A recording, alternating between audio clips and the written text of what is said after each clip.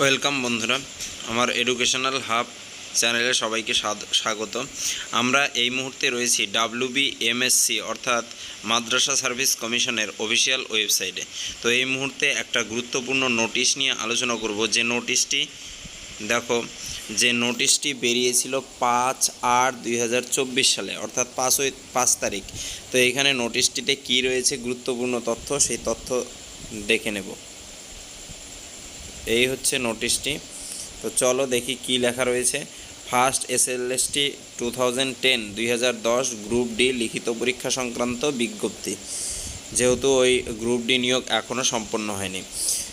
তো চলো দেখো কি বলছে। পশ্চিমবঙ্গ মাদ্রাসা সার্ভিস কমিশন দ্বারা আয়োজিত ফার্স্ট SLST NT গ্রুপ ডির 28/11/2010 তারিখে অনুষ্ঠিত preliminary screening test preliminary exam হয়েছিল, যেখানে স্ক্রিনিং টেস্টে 73,978 জন প্রার্থী যোগ্যতা অর্জন করা সত্ত্বেও, অর্থাৎ প্রিলিমিনারি টেস্টে 73,978 জন যোগ্যতা অর্জন করেছিল, যাদের আবার লিখিত পরীক্ষা 29/5/2011 তারিখে লিখিত পরীক্ষা দিতে পারেনি।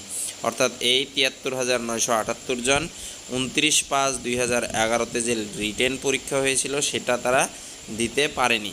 তাদের এখন কি করণীয়? তাদের নাম ও রেজিস্ট্রেশন নম্বর পশ্চিমবঙ্গ মাদ্রাসা সার্ভিস কমিশনের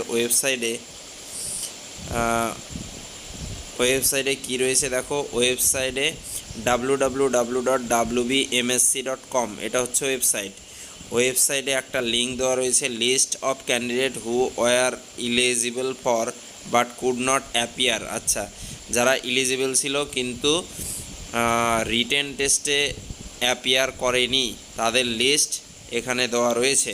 আমরা লিস্টটা লিঙ্কটা দেখবো একটু পরে। আগে নোটিশটা সম্পূর্ণটা পড়ে নিই। তো এই 73,978 জন প্রার্থী যে রয়েছে, তাদের আগামী 1 সেপ্টেম্বর রবিবার তারিখে পশ্চিমবঙ্গ মাদ্রাসা সার্ভিস কমিশন দ্বারা যে পরিচালিত হবে একটা রিটেন টেস্ট, সেটা দিতে বলা হচ্ছে। তো খুব গুরুত্বপূর্ণ বিষয়টা। যারা পরীক্ষা দিয়েছো, রিটেন টেস্ট দাওনি, তারা অবশ্যই আপডেটেশন করে রিটেন টেস্ট দিবে।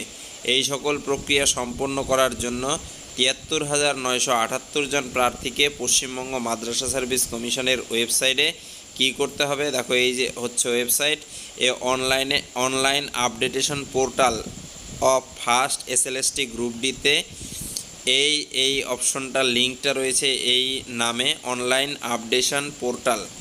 এর রেজিস্ট্রেশন নম্বর এবং ইংরেজি জন্ম তারিখ দিয়ে লগ ইন করে ব্যক্তিগত যে বিবরণী সেটা আপডেট করতে হবে এবং তথ্য আপলোড করতে হবে।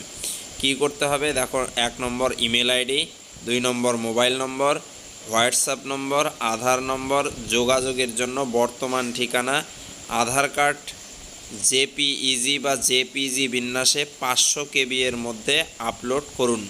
এই তথ্যগুলো আধার কার্ডটা 500 KB এর মধ্যে আপলোড করতে হবে, অর্থাৎ তথ্য আপডেট করতে হবে। তথ্য আপডেট বা আপলোডের লাস্ট ডেট হচ্ছে 15 আগস্ট বৃহস্পতিবার রাত 12টা পর্যন্ত। খুব গুরুত্বপূর্ণ। আর তথ্য এই বিবরণী সংক্রান্ত বিভিন্ন তথ্য জানতে হলে প্রত্যেক দিন 10টা থেকে 5টার মধ্যে এই নম্বরে ফোন করতে বলা হচ্ছে। তো এই নোটিফিকেশনটা এবং এই যে তথ্য যা আপডেট করবেন তার লিঙ্ক আমি দিয়ে দেব।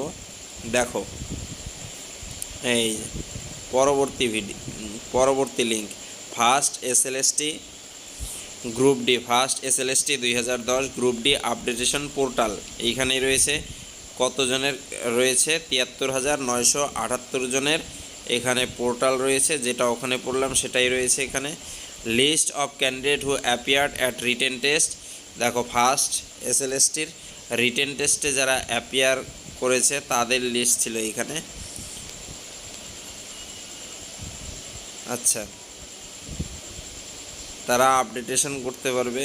First SLST group D updation, এইখান থেকে তোমরা ইম্পর্ট্যান্ট নোটিশ এখানে রয়েছে, আপডেট করে নিতে পারবে। এর লিঙ্ক আমি আমার ডেসক্রিপশন বক্সে দিয়ে দেব, সেখান থেকে তোমরা দেখে নিতে পারবে সম্পূর্ণ বিষয়টা। তো ভিডিওটি ভালো লাগলে বন্ধুদের সাথে শেয়ার করে দিও, লাইক করে দিও।